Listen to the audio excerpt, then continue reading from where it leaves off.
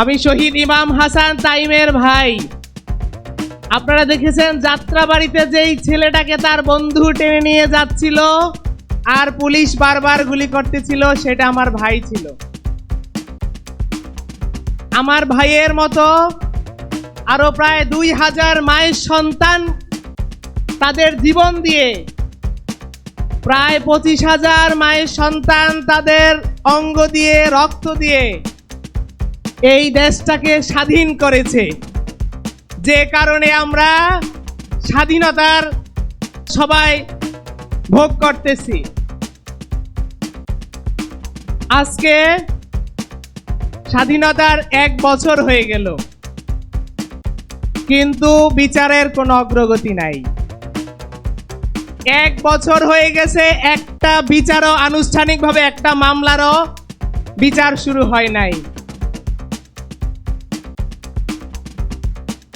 1 বছর হয়ে গেছে, আজকে জুলাই প্রক্লেমেশন এই পর্যন্ত ঘোষণাপত্র দেয়া হয় নাই।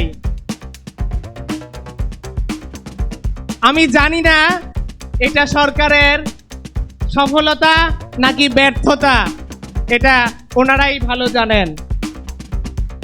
আজকে 1 বছর পরেও বিচারের জন্য শহীদ পরিবার রাস্তায় নামতে হয়। বিচারের জন্য শহীদ পরিবার বিভিন্ন ধারে ধারে যেতে হয়।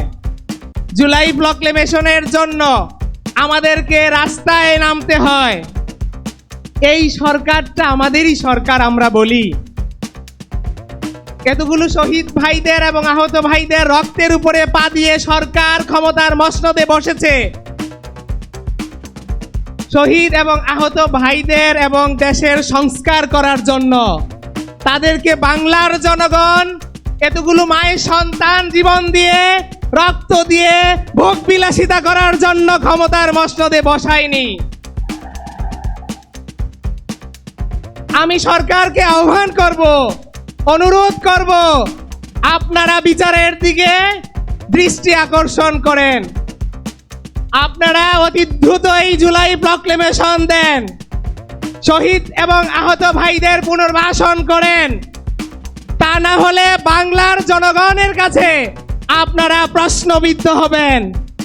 আর একটা কথা আপনারা দেখতেছেন যে হেড অফ দ্য ডিপার্টমেন্ট ছিল আইজিপি।